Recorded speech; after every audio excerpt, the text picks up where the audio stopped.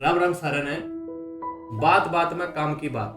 कई बार यार दोस्ता गला बैठे रहे हैं, कई बार बुजुर्ग गला बैठे रहे हैं, तो उस में एक बातचीत चल है और उस बातचीत में कहीं गजब की बात लिखड़ काम है जिसना कह दिया अगर हम राह की बात। और उस राह की बात से हमारे बहुत सारे डिसीजन अच्छे होते हैं और बहुत सारी ऐसी शिक्षाएं जो शायद हमने कभी स्कूल कॉलेज यूनिवर्सिटी में ना मिली हो, शायद हमने पढ़ते पढ़ते भी समझ में ना आई हो कि वो सौदा क्यों कर बना करा है, क्यों कर हमारी जिंदगी में वो काम आवा है। तो वो इस तरह की बातचीत में लिख हुआ है। एक इसी बातचीत में भाई गिला कर रहा था थोड़ी देर पहले, तो हमें लगा कि ये बातचीत आपके गिला भी होनी चाहिए, ना सिर्फ दो के बीच रहनी चाहिए, क्योंकि बात बढ़िया थी। तो हमने सोचा कि आप गिले भी यही चर्चा होनी चाहिए। चर्चा जुड़ी है भाई महाभारत की। क्या आप लोगों ने पता है महाभारत का जो एक बहुत बलशाली योद्धा था कर्ण, उसका सारथी कौन था? जब भाई ने मेरे से सवाल पूछा यूं, तो मैंने वैसे तो गर्व था अपने ऊपर कि मैंने महाभारत कई बार देख रखी है, मेरे सिलेबस में भी पढ़ी है, लेकिन मैं ये जान करके हैरान हो गया कि मैंने तो उसके सारथी का पता ही नहीं। और जब इन्होंने वो बात बताई कि उसके सारथी का पता होने के बाद हमारे जिंदगी में के सकारात्मक परिवर्तन आ सका है और के ज्ञान की बात छिपी हुई है, तो मैं दंग रह गया। और भाई खुशी खुशी में या मजबूरी में मैंने वीडियो बनानी पड़ी, क्योंकि यह बात आप लोगों तक पहुंचानी भी बड़ी जरूरी है। मेरे साथ बैठे हुए हैं भाई योगेश रोजड़ा, जो मेरे काफी अच्छे मित्र हैं और बार बार मुझे समय समय पर बहुत अच्छी अच्छी चीजें सिखाते रहते हैं, समझाते रहते हैं। और बहुत बार जब मैं इनकी कई हुई बातों पे चलता हूं तो बहुत सकारात्मक परिवर्तन आता है, सकारात्मक रिजल्ट आता है। तो ऐसे ही उम्मीद करूंगा मेरे भाई से मैं कि वो जो बात आप मेरे गिला चर्चा कर रहे थे वो एक बार दर्शक का गिला चर्चा कर ले। ठीक है भाई, सबसे पहले तो सभी को नमस्ते। नमस्ते। तो चर्चा ये थी कि भाई अंकुश भाई से ऐसे ही बातों बातों में जिक्र चलिया भाई कि आप कर्ण के सारथी को जानते हैं कौन है, क्या अभी मैंने नहीं पता। तो आपने इतनी बार महाभारत देखी है, तो महाभारत और रामायण हमारे दो ऐसे महाकाव्य ग्रंथ हैं जिसमें ये नहीं है कि वो हमारी पुरानी कोई कहानी है, उनमें हमारे हर एक उसमें सीख छिपी हुई है कुछ ना कुछ। बिल्कुल। तो जब श्री कृष्ण के पास गए अर्जुन और दुर्योधन दोनों के दोनों, भाई हमने सहयोग चाहिए आपका भी, क्योंकि उस समय सारे भारत से ही राजाओं को इकट्ठा किया जा रहा था। तो सबसे पहले उसने कृष्ण ने बोला अर्जुन को भी पहले तू मांग, क्योंकि मेरी नजर पहले तेरे पे पड़ी, क्योंकि वो पैरों की तरफ बैठा था और दुर्योधन पहले आया था लेकिन सिरहाने की तरफ बैठ गया था। उसको समझ नहीं थी कि विज्ञानी हमारे जो वो है ज्ञानी आदमी उनके किस तरफ बैठना चाहिए। इतने तक तो मेरे भी याद है, मैंने हाँ यहाँ तक आपके याद है। तो उसने अर्जुन ने बोलिया भाई एक तरफ मेरी ये सेना होगी और एक तरफ मैं आऊंगा, लेकिन मैं हथियार नहीं उठाऊंगा। तो अर्जुन ने कहा कि भाई कोई बात नहीं, मैंने तो तू चाहिए, हथियार ठा चाहे ना ठा। दुर्योधन ने तो पहले डर था कि सेना मांग ले। तो दुर्योधन ने बाद में सेना ले ली और अपना खुशी खुशी घर चलिया गया। जाकर अपने मामा सुखनी था बताया इनको मामा तो उनको मूर्ख अर्जुन उसने ले गया और वो हथियार भी नहीं ठांदा और मैं इनको अपना सेना ले आया। अरे बोलिया इनको तो मूर्ख तो तुम है, मूर्ख वो नहीं है। वो कुछ करो चाहे ना करो जीत उसकी है, वो बंदा ही ऐसा है। बाद में उसने कर्ण को बताया यही बात कर्ण ने भी है भाई ना गलत करया, जीतेगा वही जिसकी तरफ कृष्ण जी हैं। बोलिया कोई बात नहीं था, मेरे कन्ने भीष्म रहा, द्रोण रहा, तो रहा, बड़े बड़े हो कोई नहीं जीत जाएंगे, एर लेंगे उन्हें कोई दिक्कत नहीं है। तो कर्ण बोलिया भाई मैं एर लूंगा हर चीज में, मैं सारे पांडवों पर भारी पड़ू, चाहे गदा युद्ध में आ जाओ, धनुर्विद्या में आ जाओ, क्यों करिए जो हर जगह पर भारी पड़ू, एक जगह में थोड़ा हल्का पड़ू। बोलिया किस मैं उसका जो सारथी बनेगा नहीं वो बनेगा कृष्ण। युद्ध में जहां भी बोलेगा जिस भी तरीके से कहेगा रथ निकाल दे उसी तरीके से ले जाएगा काट के, लेफ्ट राइट जिस मर्जी काट ले। लेकिन भाई मेरे के लिए समस्या बनेगी कि मैं जो कमांड दूंगा अपने ड्राइवर ना वो तो कोई नहीं काम करे। ठीक है। तो बोलिया फिर क्या करा भाई, उसके टक्कर का अगर कोई सारथी है तो वो था नकुल और सहदेव का मामा था शल्य और माद्री का भाई था वो। तो भाई वो क्यों गरीब अपने एक नहीं लाग गया तो बात बना। तो बोले भी वो क्यों लागेगा, वो तो उनका मामा है। बिल्कुल। तो वो उस टाइम में इनवाइट कर रखा था अर्जुन और ना भाई आज युद्ध शुरू होने वाला है, अपना दूर दूर उतार रहे थे उन्होंने पहले ही खोजबीन कर ली कि बंदे का काफिला कहाँ से पहुंच गया। चल रास्ते में रहता उन्होंने क्या किया, रास्ते में पूरी व्यवस्था करवा दी उसकी, खान पीने की रहने की अच्छी सेवा करवा नहीं दुर्योधन ने। तो उसने सोचा कि सेवाएं मेरी अर्जुन और कन्नी और तो रही हैं। जबकि डेकन सी लग गया तो अपना दुर्योधन पहुंच गया, भाई मामा जी बड़ा ये प्रणाम करया, आपकी सेवा में कोई कमी तो नहीं। बोले ना भाई कोई कमी नहीं, बड़ी बढ़िया मौज थी, ना करया प्रोग्राम कहाँ जी प्रोग्राम हमारी तरफ था। बोले बड़ी बढ़िया भाई, बोले बढ़िया था मामा जी ले आशीर्वाद दो हमने भी। बोले भाई आशीर्वाद किए दे मत ना, जीत का आशीर्वाद तो दे नहीं सकते इस टाइम में, जीत का आशीर्वाद दे मत पर ना भी मारे बन से मरे भाई, और कुछ बोलो कुछ चाहिए तो।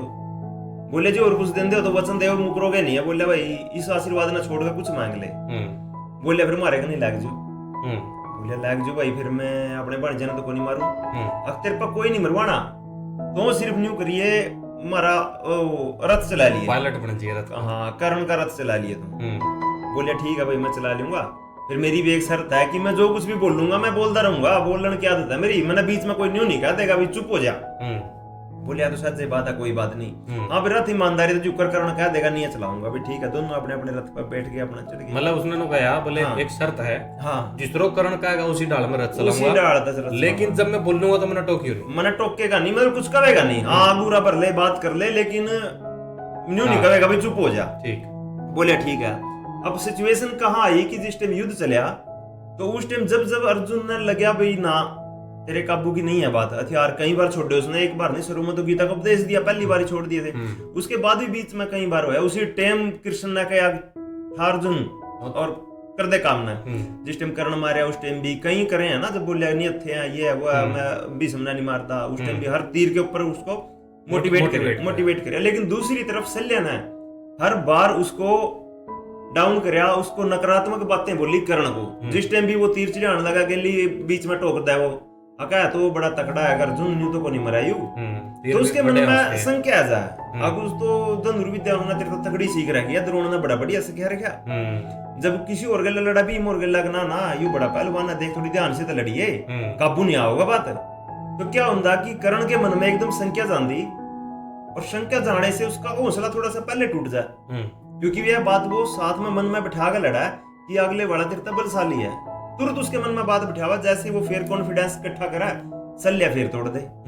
पर कृष्ण ने भर रहा था, कृष्ण उसने मोटिवेट कर रहा था, नहीं तो कर्ण तो बहुत बलशाली था, अर्जुन पर हर बात भारी पड़े था। तो यहाँ पे हमने सीख ये मिली कि जो संस्कृत के अंदर हमारे मतलब एक शिक्षा भी मिलती है, संस्कृत में जो हमारे ये पर्यायवाची शब्द होते हैं, शल्य का अर्थ होता है शंका और कर्ण का मतलब होता है कान। तो आज के समय में हमें सीख मिल रही है कि अगर हमारे कर्ण में शल्य मतलब शंका जाएगी तो चाहे हम कितने भी बलशाली हैं, कितने भी बड़े योद्धा हैं, हमारी हार निश्चित है। तो करना क्या है कि संख्या अपने उसमें नहीं जाने देनी और हमेशा मोटिवेट रहना है।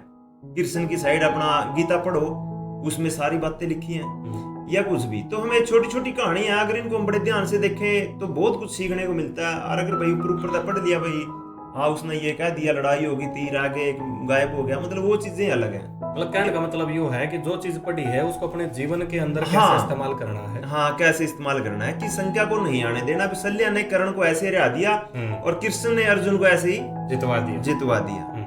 इसमें एक बात और लिख रखा है, आपका पायलट भी अच्छा होना चाहिए, यानी आपका गुरु। हाँ पायलट मतलब गुरु, जो आपका मार्गदर्शक है, जो आपको मतलब के आगे लेके जा रहे हैं।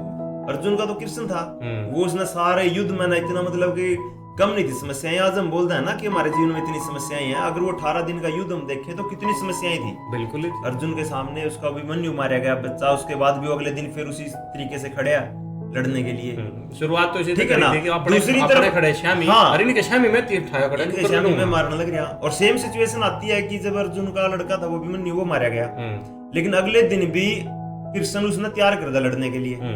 लेकिन जिस टाइम द्रोणाचार्य का सौथामा मारा गया, उनकी तरफ ऐसा कोई नहीं था कि द्रोणाचार्य को दोबारा खड़ा कर दे, वो हथियार छोड़ के अपना बैठ गया और वो उसकी अपना बैठे बैठे की उन्होंने गर्दन काट दी।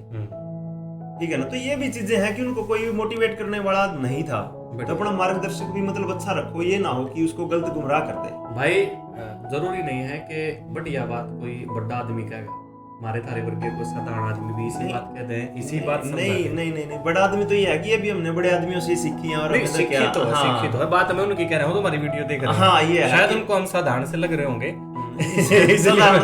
इसलिए मैंने कह दिया है कि जरूरी नहीं है कोई बड़ी बात को बड़ा आदमी कहेगा, साधारण आदमी भी इसी बात कह दे जो तो कालजे का लग जाए, नहीं घात का लग जाए, और नहीं पर जीवन में ऐसी लग जाए जो हमने कामयाब कर। हाँ मतलब अगर हम कोई चीज ऐसी मन में लेके चले ना, कोई ऐसे मतलब पुराने आदर्शों को लेके चले, तो जीवन में मार दिखाएंगे कभी भी। बहुत बढ़िया भाई, कोशिश करूंगा भाई मेरे गिल्ला है इसी नीरी बात जो जीवन में काम आऊंगी थारे गिल्ला जरूर शेयर करते रहेंगे। इस वीडियो ने थम भी जोटा ला के शेयर कर दो, जय को बात अच्छी लगी हो वो कमेंट में मेंशन भी कर दियो, लाइक कर दियो, और क्या करें। और कोई क्वेश्चन रह गया हो भाई, इसमें कोई शंका रह गई हो मन में थारे भी, तो बता दियो अगली वीडियो में अपना। अगली वीडियो में शंका भी दूर करेंगे, और कोई और सुझाव हो इन वीडियो को इन तरीके से बनाओ वो भी कर लेंगे, कोई दिक्कत नहीं है। अपने पास कैमरा है, जंगा है, साधन है, और भाई भी है इस तरह की बात सुनाने खातर। 2-4 बात मैं भी सुना दिया करूंगा बीच बीच में।